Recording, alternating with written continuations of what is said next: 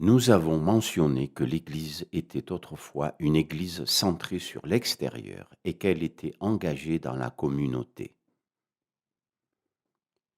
Nous avons évoqué le fait que Christ est aujourd'hui roi du ciel et de la terre et que l'Église est en fait l'ambassade du Christ et que les chrétiens sont les ambassadeurs du roi. Tout comme chaque nation a une culture, autant le royaume de Dieu dispose d'une culture, et cette culture est enracinée dans le caractère de Dieu lui-même. La culture du royaume est la culture de la vérité, de la beauté et de la bonté. Quand nous parlons de l'Évangile qui pénètre nos cultures, les cultures de notre nation, en partie, ce que nous voulons dire, c'est que la culture du royaume doit commencer à pénétrer la culture des nations. L'Église et les chrétiens doivent représenter la vérité, la beauté et la bonté au sein de nos nations brisées. Ouvre avec moi, si tu veux bien, le livre de la Genèse au chapitre 1. On va regarder les versets 26 à 28. Dieu a achevé la création. Il a fait l'homme et la femme pour être ses vice-régents. Et nous lisons ces paroles au verset 26, puis Dieu dit, « Faisons l'homme à notre image, selon notre ressemblance, et qu'il domine sur les poissons de la mer, sur les oiseaux du ciel, sur le bétail, sur toute la terre, et sur tous les reptiles qui rampent sur la terre. » Dieu créa l'homme à son image, il le créa à l'image de Dieu. Il créa l'homme et la femme. Dieu les bénit et Dieu leur dit, « Soyez féconds, multipliez, remplissez la terre et l'assujettissez, dominez sur les poissons de la mer, sur les oiseaux du ciel et sur tout animal qui se meut sur la terre. » Pourquoi avons-nous été créés? Au premier abord, pourquoi Dieu nous a-t-il placés ici? Il nous a placés ici pour créer une culture, qui reflète notre adoration pour lui. Nous devons prendre ce qu'il a créé et en faire quelque chose. Il ne voulait pas seulement que nous prenions et mangions des fruits du jardin. Il voulait que nous agrandissions le jardin, que nous plantions des vignobles et des vergers, que nous créions de la musique, que nous créions des danses, que nous créions des symphonies, que nous composions des chansons, que nous écrivions des poèmes, que nous peignions. Nous devons remplir la terre de la connaissance de Dieu. C'est ce qu'on appelle la commission culturelle. Elle a deux facettes comme nous le voyons ici. L'une est d'être fécond et de se multiplier. Il ne s'agit pas de multiplier des bouches à nourrir, mais plutôt des porteurs de l'image de Dieu, des co-créateurs avec Dieu. La deuxième consiste à avoir la domination sur la création, ou en d'autres termes, être un intendant de la création. Quand Dieu a achevé son œuvre de création, il avait fini. Sa tâche et sa création étaient parfaites, mais elles n'étaient pas achevées. Il avait fait de nous des êtres humains pour achever le projet de prendre ce qu'il avait donné et d'en faire quelque chose, de le faire fleurir, Je n'oublierai pas cet endroit que j'ai visité en Afrique du Sud, appelé Stellenbosch. C'est un beau pays viticole. L'arrière-plan de la ville de Stellenbosch et ses vignobles forment un paysage lunaire austère. C'est très beau, mais aussi très stérile. À une certaine période dans l'histoire, les gens sont venus dans cette région et ils y sont plantés des vignes. Aujourd'hui, cette terre, de par les vignobles et les maisons, est non seulement admirable, mais aussi elle produit l'un des meilleurs vins au monde. Cela fait partie du mandat de la création, prendre ce que Dieu a donné et en faire quelque chose. Ma mère cultive des roses et elle en cultive les plus belles que j'ai jamais vues. Dans le jardin d'Éden, il n'y avait pas autant de variétés de roses qu'il y en a aujourd'hui. Peut-être y avait-il une rose sauvage pleine de potentiel, mais qui attendait que les êtres humains se développent pour l'apprendre et l'expérimenter. Aujourd'hui, il y a des milliers et des milliers de roses différentes. Certaines sont cultivées pour leur beauté physique, certaines le sont pour leur parfum, et d'autres encore pour l'éclat de leur couleur. Tout cela constituait le potentiel du jardin. Donc, ce que Dieu a créé était plein de potentiel, mais ce n'était pas achevé. Il s'attendait à ce que les enfants d'Adam et d'Ève fassent quelque chose à partir de ce qu'ils avaient réalisé. C'est la commission culturelle de Genèse, chapitre 1. J'ai mentionné que la culture du royaume a 3 éléments. Le premier, c'est la vérité. C'est la métaphysique biblique. Dieu lui-même est vérité. Il est digne de confiance.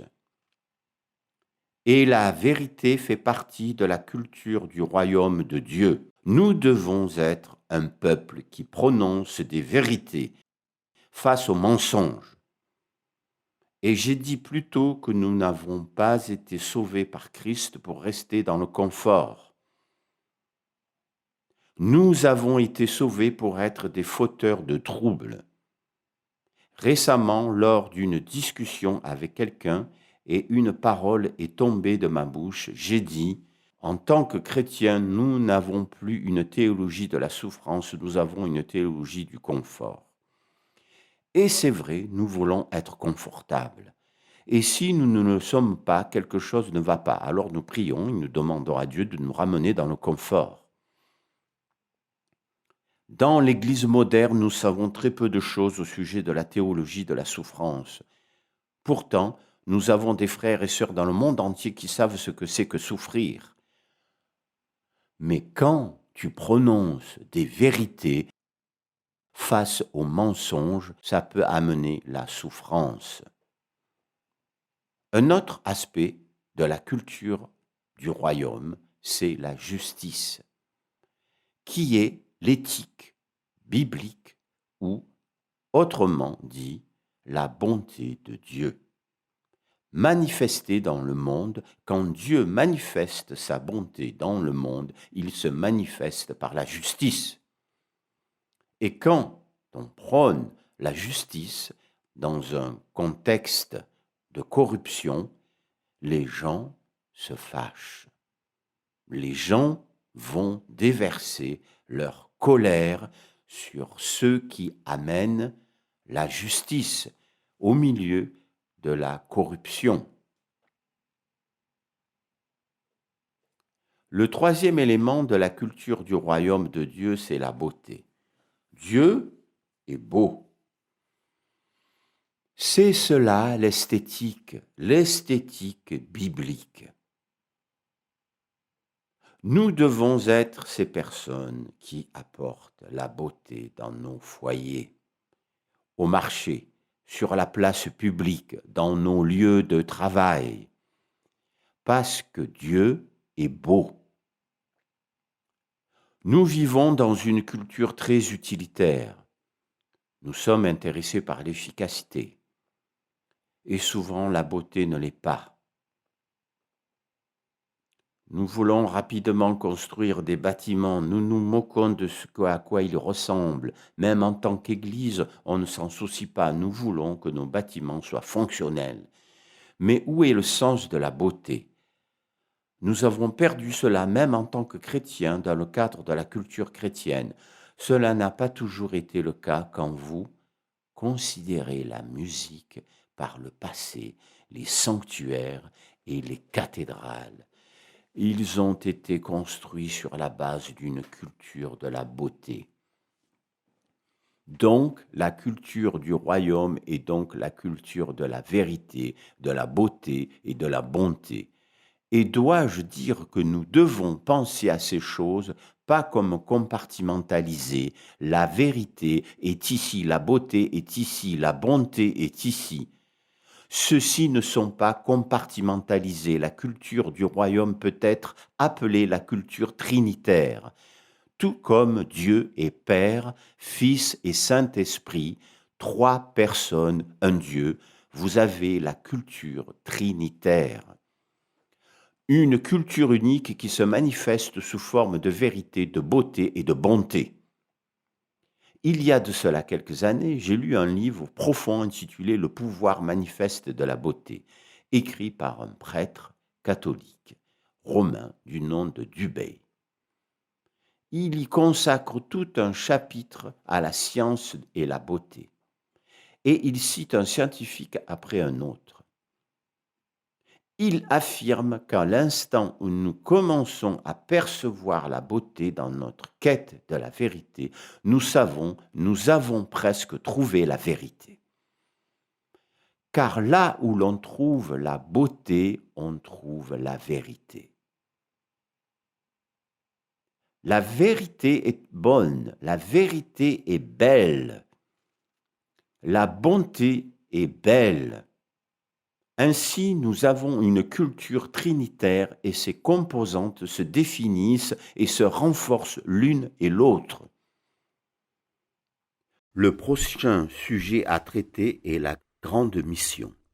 Je pensais que la grande mission est une sorte de chose de terrain. Aller par tout le monde prêcher l'Évangile et gagner des âmes pour le paradis. Il y a 10 ans, j'étudiais la grande mission parce que je pensais qu'elle allait au-delà de la conception de l'Église. Et j'ai découvert dans Actes 1:8 ce qu'on pourrait appeler la mission géographique, dans laquelle Jésus nous dit d'être ses témoins à Jérusalem, dans toute la Judée, dans la Samarie et jusqu'aux extrémités de la terre. L'Évangile a une portée géographique. Il s'agit de parcourir la surface de la terre. Il est aussi démographique.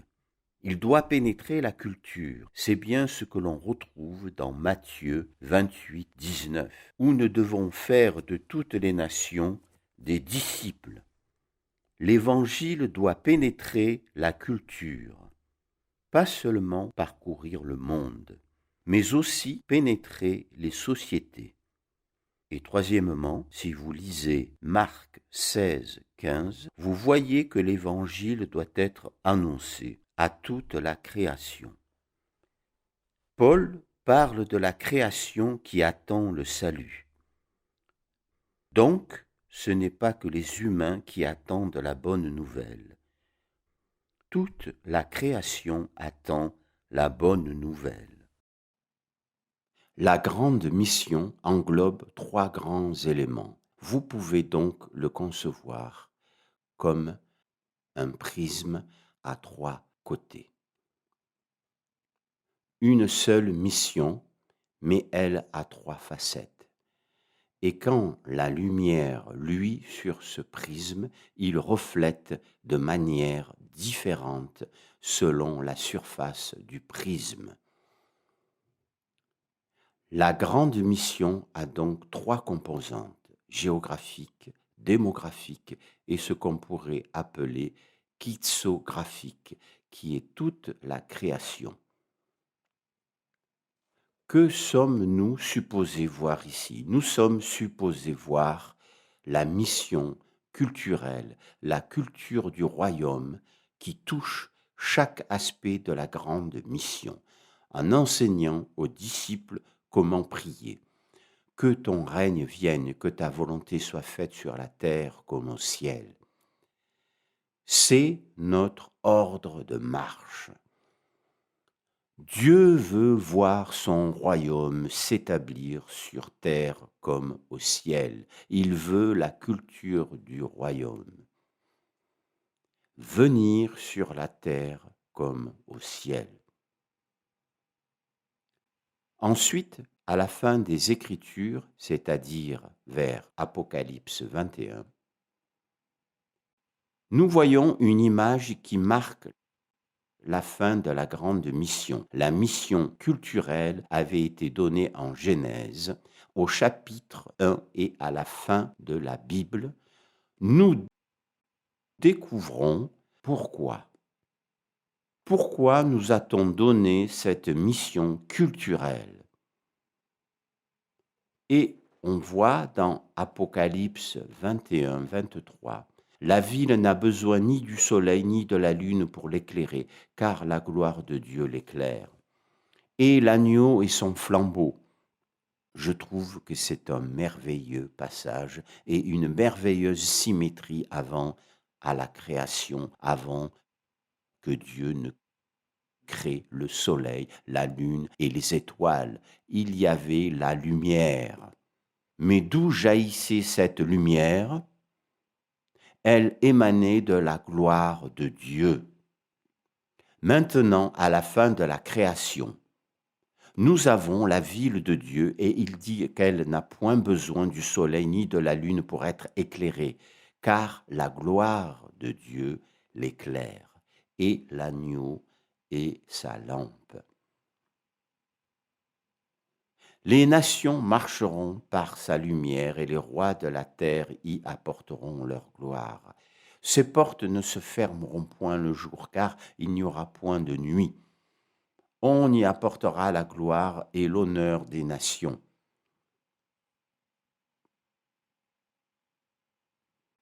Notez d'abord que c'est la gloire de Dieu qui éclaire la ville. Et les nations de la terre y seront attirées par la gloire de Dieu. On voit dans le livre d'Ésaïe et d'autres passages de l'Ancien Testament qu'à la fin des temps, la fin de l'histoire, il y aura un grand rassemblement de toutes les nations. C'est bien ce que nous voyons ici dans Apocalypse 21. La ville de Dieu est descendue du ciel. L'agneau de Dieu s'apprête pour les noces. La gloire de Dieu apporte la lumière sur la ville de Dieu et les nations comme des papillons attirés à une lampe la nuit. La gloire de Dieu attire les nations vers la ville de Dieu. Puis il est écrit, et les rois de la terre y apporteront leur gloire. Et au verset 26, il est écrit, on y apportera la gloire et l'honneur des nations. Ceci est la fin de la mission culturelle dans Genèse. La grande mission, faire des nations des disciples. Pourquoi? Pour que la gloire des nations puisse être développée. La mission culturelle de Genèse 1 est liée à la grande mission du Nouveau Testament. Puis, la dernière scène de l'histoire, telle que nous la connaissons, les rois de la terre apportent la gloire et splendeur de leur nation dans la cité de Dieu. Il y a quelques mois, je suis tombé sur un concept qui ne m'était pas vraiment nouveau. C'est le concept de la transposition et nous avons tous appris à transposer en mathématiques et quand on étudie la musique, on apprend à transposer. Mais je réfléchissais sur ce concept de transposition et on peut avoir une transposition vers le bas ou vers le haut. Vous pouvez prendre une pièce orchestrale comme la 5e symphonie de Mozart et tout ce chef-d'œuvre et la transposer vers le bas afin qu'un enfant puisse jouer avec un doigt sur le piano. La ligne de base de la 5e de Mozart. Mais on peut aussi transposer vers le haut. Vous pouvez prendre un morceau de piano simple et vous baser sur ce morceau pour obtenir un morceau d'orchestre incroyable. Quand Jésus nous dit de prier que ton règne vienne, que ta volonté soit faite sur la terre comme au ciel, il nous appelle à prier pour une transposition, que le royaume parfait de Dieu, la vérité, la beauté et la bonté soient transposés du ciel vers la terre. Et quand il est manifesté ici, il n'aura pas toute la gloire qu'il a dans le ciel parce qu'il aura été transposé sur la terre. Mais à la fin de la grande mission et du mandat culturel, que trouvons-nous à la fin de l'histoire? Les choses que les hommes et les femmes ont faites ici sur la terre, ces choses qu'ils ont faites sur la terre pour la gloire de Dieu sont transposées vers le haut comme des cadeaux à Jésus pour le jour de ses noces. Ainsi, quand nous mourrons et que nous sommes au ciel, nous ne serons pas totalement inconnus parce que nous trouverons dans le ciel des choses qui ont été transposées de la terre au ciel. Elles seront les cadeaux des nations à Jésus-Christ. Et nous verrons des choses qui nous sont familières, ornant le ciel. Ainsi, la grande mission fait partie de la renaissance du mandat culturel. D'avoir des enfants, des familles, de gérer la terre, de composer de la musique, de créer de l'art, de cultiver des vignobles, de produire de bons vins, de cultiver des belles roses. Pourquoi? Afin que la gloire des nations soit présentée à Jésus-Christ le jour de ses noces.